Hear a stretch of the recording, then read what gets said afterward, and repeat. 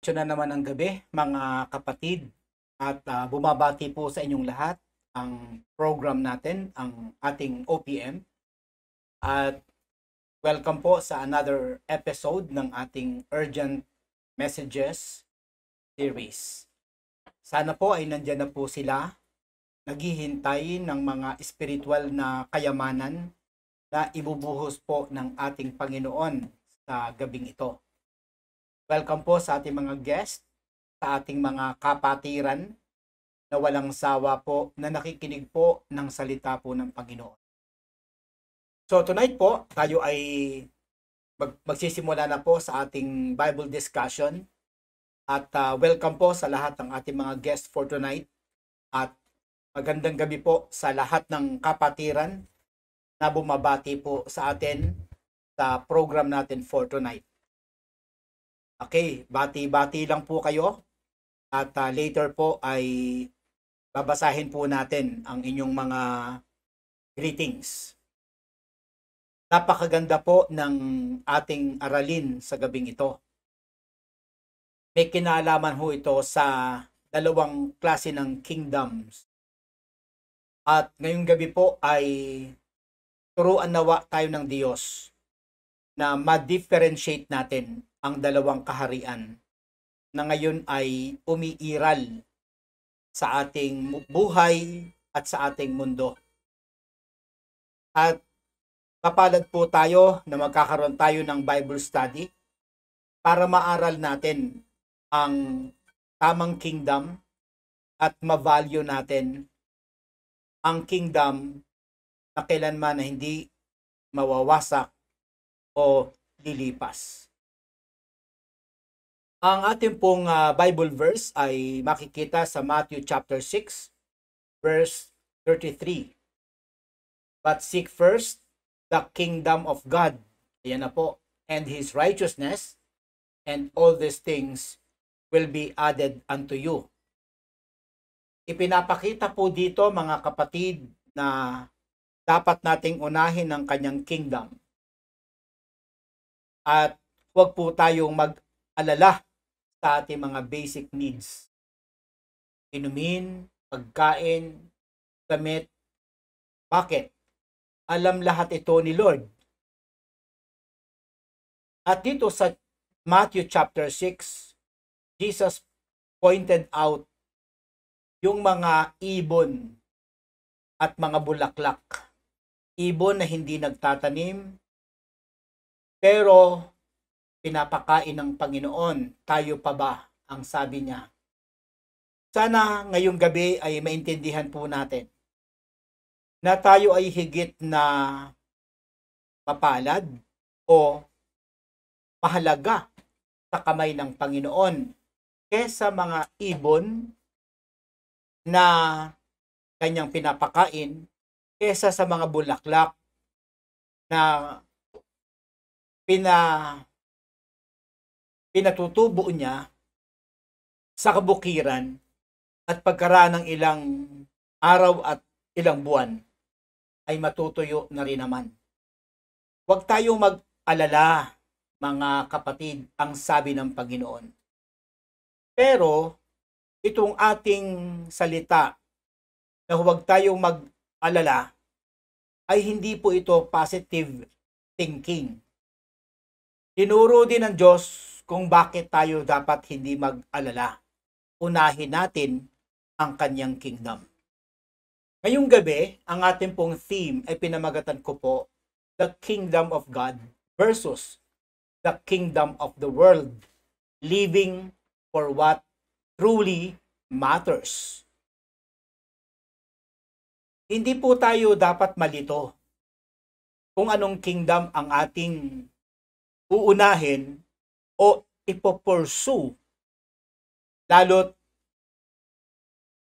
ang dalawang kingdom na ito ay tinuturo ng banal na kasulatan. Meron po akong illustration patungkol po sa dalawang investors. Mag-imagine po kayo ng dalawang lalaki na nakatanggap ng tig 10 milyong piso. Ang una, mga kapatid, ay dinicide niya na mamili siya ng lahat ng kanyang mga pangarap sa buhay. Kotse, bahay, mga malalaking investments na may malalaking mga tubo at pagkaraan ng ilang panahon, siya ay tumubo at naging kilala. Pero ang lahat ng iyon ay kanyang itinatag para sa kingdom of this world. The second investor, tiningnan niya ang kanyang kwarta na pansamantalang ipinagkatiwala lamang ng Diyos. At ginamit niya ito wisely para ma-meet ang kanyang pangangailangan at ang pangangailangan ng gawain ng Panginoon. Misyon, discipleship, feeding ng mga mahihirap, at pagtatayo ng mga bahay-sambahan. Nag-invest po siya sa mga eternal na bagay at sa mga bagay na talagang panghabang panahon. Years pass. Pareho silang namatay. Ang unang lalaki na merong laksa-laksang kayamanan ay namatay at iniwan niya rin ang lahat ng kanyang kayamanan at walang kahit piso na siya'y nadala. Ang pangalawang lalaki, ganun pa man, na namatay din, ay he steps into eternity to hear the words of Jesus at sinasabi sa kanya, "Well done, good and faithful servant, enter into the joy of your master." Ngayong gabi, mga kapatid, ay hihikayatin kayo ng Panginoon sa pamamagitan ng kanyang mga salita na tayo ay magdesisyon sa isang buhay, ng isang buhay na pinupursu yung tunay na mahalaga. At ngayong gabi, nakita natin na ang tunay na mahalaga ay ang kayamanan o yung kapangyarihan o yung buhay na nasa Panginoon o yung kingdom na sa Diyos. Paano ba natin madi-differentiate itong dalawang kingdom na ito? Aral muna tayo. Ang dalawang kingdom na ito, sa totoo lang, ay laging may conflict. As in, lagi. Ang kingdom of God, mga kapatid, ay pinangungunahan ng Panginoon. Kingdom of God. At ito ay itinatag sa katuwiran, sa katotohanan, at sa buhay na walang hanggan. Makikita nyo na ito'y puro spiritual, untouchable, hindi siya materialistic. Katunayan ang sabi ng Luke chapter 17 verses 20 to 21, the kingdom of God is within you. Imagine that. Na ang kaharian ng Diyos pala ay nasa loob natin. Dahil nasa ating loob ang king at tayo ang kanyang mga subjects. So talagang possible at talagang totoo na ang kingdom of God ay nasa ating kalooban. Ang kingdom of the world naman ay driven by pride, possessions, and temporary pleasure. So yung mga politika ngayon, yung mga gawain ng LGBT ngayon, yung gawain ng mga pleasure, mga sugalan, mga kasayahan, yung mga kaligayahang related sa material at physical, ito'y bahagi ng kingdom of the world. Kaya nga ang sabi ng 1 John chapter 2 verses 15 to 17, do not love the world or anything in the world. Huwag nating mamahalin Gamitin lang natin ang cellphone, ang kotse, ang bahay, ang mga computer. Gamitin lang natin, pero wag nating mamahalin. Sapagkat yan ay utos ng ating Panginoon. Isa pang bagay na dapat nating maintindihan regarding sa dalawang kingdom na ito ay hiwalay. Naghihiwalay sila sa mga pagpapahalaga. Ano ba ang mahalaga sa kingdom of God? Number 1, humility. Matthew chapter 5 verse 3. Pangalawa, righteousness. Romans chapter 14 verse 17. Pangatlo, paglilingkod. So ito mga kapatid ang mga value system ng Kingdom of God. Marami pa po. Pero ito yung mga pangunahin. Baligtad po ito sa kingdom of this world. Dahil sa kingdom of this world o yung worldly kingdom ay meron ding worldly values. Kagaya ng pride. James chapter 4 verse 6. At ang sabi po sa James chapter 4 verse 6, but he gives us more grace. That is why scripture says, God opposes the proud but shows favor to the humble. Ang Diyos ay laging kaaway ng mga prideful na tao. Nilalabanan niya ang mga taong ganito. Pero nagpapakita siya ng habag sa mga nagpapakumbaba. Nag-a-admit ng kanyang pagkakasala. Lagi siya nagpipray dahil hinihingi niya ang bendisyon ng Panginoon. Hindi siya umaalis sa bahay na hindi siya nakapagdasal. Dahil iniisip niya wala siyang magagawa sa kanyang sarili lang. Kailangan lagi niya ng canopy of God's protection. Mga kapatid, napakahalaga po na maintindihan po natin ito. Materialism, another values ng worldly kingdom. Kapag worldly kingdom, may worldly values, materialism. Yan ang mahalaga sa kanila. Kotse, bahay, mga diamante, mga ginto. Ngayon, grabe po ang vanity, ano po? Yung mga manicure ngayon, iba-ibang kulay. May mga nagniningning pa.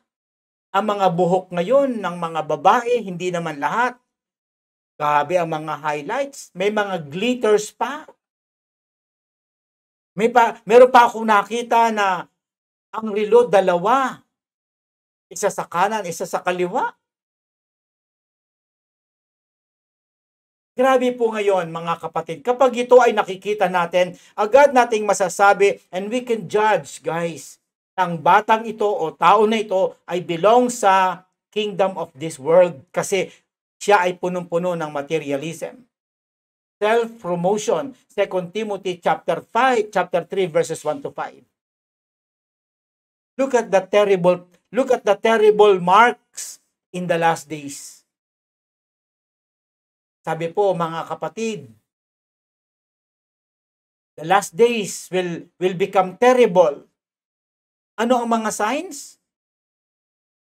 Verse 1 and verse 2. They will become lovers of themselves, lovers of money, boastful, proud, abusive, disobedient to their parents, ungrateful and unholy. Ito mga kapatid, talagang kitang-kita natin. Ngayon sa ating pagtingin sa paligid, makikita natin na talagang ito ay obvious. Meaning, ang kingdom of this world ay talagang soaring up. Talagang obvious, talagang winning many people, many families. Pero alam natin, bagamat patuloy silang lumalaki at dumadami, alam natin na yan ay pansamantala.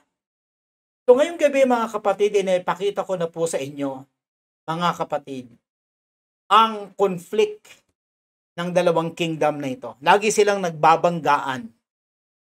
Hindi lang sila nagbabanggaan dahil sa magkaiba ang kanilang naturalesa, kundi nagbabanggaan din ang kanilang mga values. Saan po tayo nakapwesto? Anong values ang mga pinapakita natin?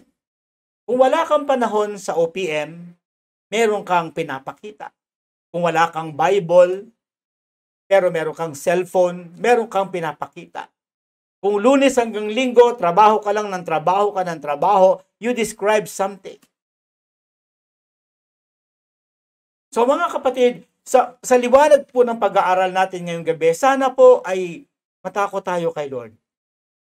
Ma-define natin kung sino tayo, ano ang value system natin. Saan tayo panig? Anong kingdom ang pinopromote natin? There's a call for tonight to each one of us. At ito yung mabuhay sana tayo sa God's kingdom. Alam nyo mga kapatid, mahalaga na tayo po'y makumbinse. Yung totally makumbinsi tayo na ang buhay dito sa mundo ay talagang walang kabuluhan kung wala ang Panginoon. Sabi ng Luke chapter 9 verse 23, what good is it for someone to gain the whole world and yet lose or forfeit their very self? Ginamit ang salitang forfeit. Ito'y isang business term.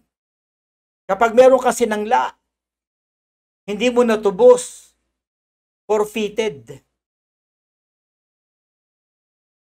Halimbawa, meron kang plane ticket. Bukas ng umaga.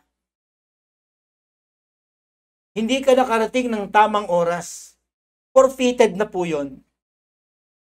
Ano man ang gawin natin sa mundo na ito, kahit nga sabi dito, mag-gain mo, another business term, mag-gain mo yung buong mundo. Yung yaman ng bansa, ng mga bansa, ng mga kontinente. Yung kayamanan sa Switzerland, yung kayamanan sa European countries, mapasa iyo man ang lahat ng yon. Kung mawawala naman daw ang iyong kaluluwa, ay walang kabuluhan. So tonight, mga kapatiran, God is calling us to live for God's kingdom. Mahirap. Sabi nga kagabing topic natin, makipot ang daan. Maraming peke, maraming problema, pero worth at fulfilling. Mahalaga mga kapatid na ngayong gabi, tayo ay makapamuhay ayon sa ating values.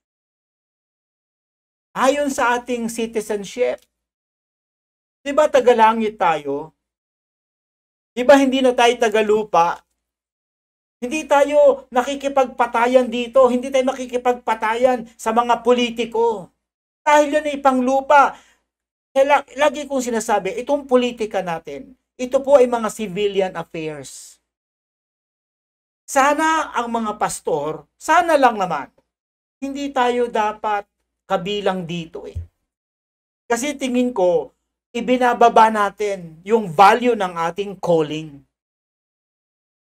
Ang dapat nating pag-initan kung paano natin i-share ang Word of God nang habang may panahon. Hindi tayo dapat pagagamit sa politiko. Tayo dapat ang on top of these people dahil sila dapat ang dalhin natin sa pananampalataya natin. Hindi yung dadalhin tayo sa kanila. Hindi tayo taga-sanlibutan ito. Ang sabi ng Philippians chapter 3 verse 20, our citizenship is in heaven. Di ba kapag ang citizenship mo ay American citizen ka, andun ang isip mo, andun ang puso mo, andun ang kabuhayan mo, andun ang values mo. Kung ikaw nasa Pilipinas, pero alam mong ikaw ay American citizen, magbibili ka ba dito ng mga properties? Di ba hindi?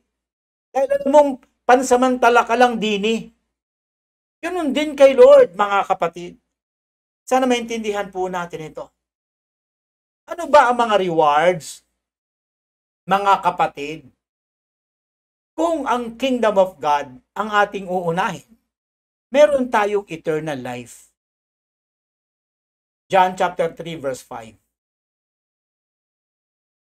Mga kapatid, napakahalaga po nito. Jesus answered, "Very truly I tell you, no one can enter the kingdom of God." Wow. Kingdom of God. And where's the kingdom of God right now? It's within. Nasa loob. Nandyan. Kaya kung ikay nasa kingdom of God, alam mo na merong king sa buhay mo at yun ang sinusunod mo. Ikaw ay subject. Very truly, I tell you, no one can enter the kingdom of God unless they are born of water and the Spirit.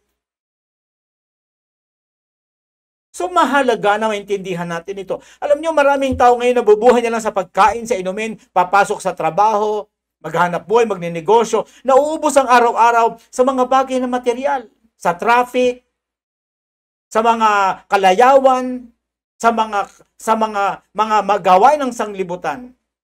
Mga tao ngayon nauubos ang oras sa mga kung ano-anong bagay. Kaya ayan, merong mga road rage. Mainit ang ulo ng mga tao. Yung iba, yung mga nagmumotor doon sa may Tanay area, nagpapakamatay sila sa kanilang mga exhibition na ginagawa. Ang daming nababalian ng katawan, namamatay, literal, naiiwan ang mga anak na bata pa dahil sa mga exhibition na ginagawa nila. Andun ang isip nila. Tayo po ay dapat nasa kingdom of God. Tayo ay dapat, nandun tayo, nagsusumikap tayo sa kingdom of God para meron tayong eternal life, peace and joy, Romans 14:17. Isa pa ito sa magandang reward in case tayo po ay pursuer ng kingdom of God. Romans 14:17, for the kingdom of God is not a matter of eating and drinking. Ayan na naman yung word na kingdom of God. Hindi raw ito pagkain, hindi raw ito inuman, but of righteousness and peace and joy in the Holy Spirit. What kind of kingdom is that? Nakakamangha. Totoo ba yan, Pastor Jim? Yes! Yan ang kingdom of God. Dinidefine dito what a kingdom of God is. Kasi tayo, pag kingdom ang pinag-uusapan, may palasyo, may baril, may ammunition, may canyon, may tangke de guerra. That is the kind of kingdom na yun ang ating orientation. But hey, tonight, Pastor Jim is preaching another kind of kingdom.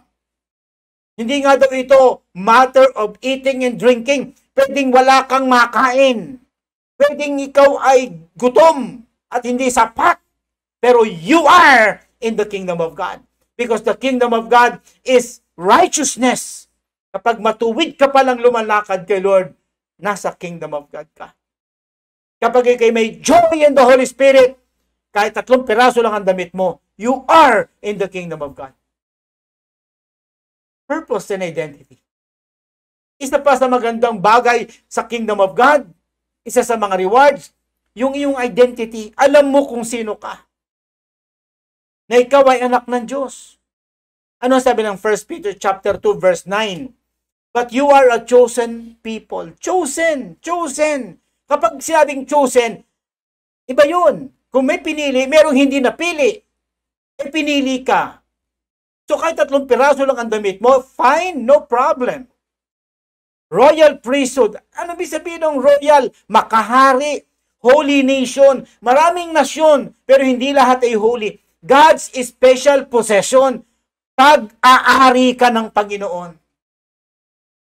Isipin nyo mga kapatid, pag sinabing ikaw ay pag-aari ng Diyos. Halimbawa, may lupain dyan, pag-aari mo yan. May titulo ka yan. Ikaw ang mag-maintain yan. Pag sinabing ako ay maintain or pag-aari ng Diyos, God is the one maintaining me. At ang sabi dyan, mga kapatid, God's special, that you may declare the praises of Him who called you out of darkness.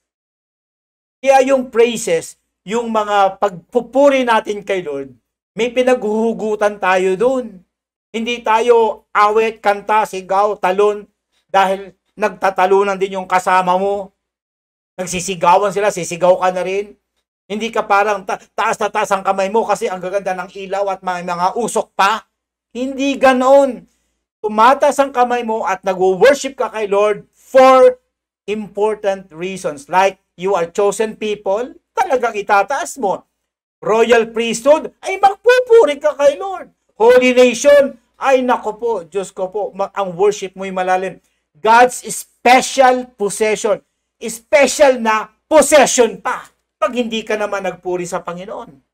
Yan ang mga rewards kapag ikaw ay nasa kingdom of God. Pero kung wala ka sa kingdom of God, nasa kingdom of darkness ka, kingdom of Satan, kingdom of this world, anong nasa iyo? Number 1, emptiness. Walang saysay. Walang puwang. Ikaw, empty. Walang laman. Walang laman ang buhay mo. Nagiinom ka ng nagiinom. Nambababae ka. Nanlalalaki ka. Gusto mo ng ganito, ganyan. Gusto mo lagi masarap. Kasi there is a great emptiness in your heart. That's why, naghanap ka ng pwede mong ipuno doon sa void, sa puso at buhay mo. Kulang ka kay Lord. Distraction. Separation from God. Ito mga kapatid, ang mga rewards kapag tayo ay wala sa Panginoon. Emptiness. Sigurado yan. Manonood ka ng manonood ng Netflix kasi there is a void. Susunod ka ng susunod sa tao because there is a great void in your heart. Pero si Lord, mga kapatid, tonight, mga kapatid, pili ka. Why? Matthew 6:24. You cannot serve two masters. You cannot serve two kingdoms. Step up. Know your lane. Know your position. Know your identity. Know your kingdom. Pili ka. Tinatawag tayo ngayong gabi ng Lord na mabuhay ayon sa kanyang kalooban. Pinaprioritize natin ang mga eternal na bagay laban sa mga temporary. Ngayon, anong umuubos ng oras natin? Mga bagay na temporary. Politika. Nauubos ang mga oras sa TikTok. Nauubos ang mga oras sa mga pakikipag-usap ng wala namang saysay. Mga tao ngayon, naubos ang oras, kinakausap ang aso, kinakausap ang pusa. Pati mga kambing ngayon, ginagawa ng pets. What is going on? Pero hindi makapag-pray, hindi makapunta ng simbahan, nakakapasok ng trabaho pag Lunes, pero hindi makapunta ng simba pag Linggo. Something is wrong. Nung isang araw, may sinita akong kapatiran, bro, may mali sa sistema mo. Nakakapasok ka sa araw-araw, hindi ka naman nakakasimba. May mali sa sistema mo. Pasensya na. Pero I have to tell you this. Ngayong gabi, I'll give you 3 practical propositions. Number 1, madali lang po ito. Examine your priorities. Number 2, invest in eternal things. Number 3, live as kingdom ambassadors. Sana ngayong gabi, mga kapatid, ay nakapag-isip-isip po tayo. Sana pinakinggan nyo ang panawagan ngayon ng Panginoon. Hindi si Pastor Jim ito. I am nobody. Wala akong saysay. Huwag kayong masaktan. Tingnan nyo lang na kinakausap kayo ng Panginoon. Kailangan ko lang magsisigaw dito, mga kapatid, para ma-call ang inyong attention. Dahil tinatawag tayo ng hindi laging ganito ang buhay. Dating araw, pipikit ang ating mga mata. Mawawala din naman ako. Pero at least, sa panahon na ito, sinamantala natin ang kalooban ng Panginoon. Mga kapatid, nasaan ka? Nasaan kang panig? Kaliwa ka ba kanan? Tupa ka ba o kambing? Liwanag ka ba o dilim? Kingdom of God or kingdom of this world? Hanggang dito na lang po si Pastor Jim. Paki-pray nyo po, anniversary po ng CBC this coming Sunday, 3:00 po ng hapon. Please pray for us as we celebrate God's faithfulness. Magandang gabi po. Good night po. Pag-pray bago matulog. Gawa kayo ng reflection. Bring out your journal. Magsulat po kayo ng reflection. Maganda po ang nagsusulat. Kasi nag-a-analyze kayo. Ini-internalize nyo ang mensahe. Kayo ho ang makikinabang. hindi po ang ibang tao. Magandang discipline po ito. Good night, God bless. Bukas po ay nasa Nueva Ecija kami. Please pray for us. God bless. See you, Jeline and Kenneth.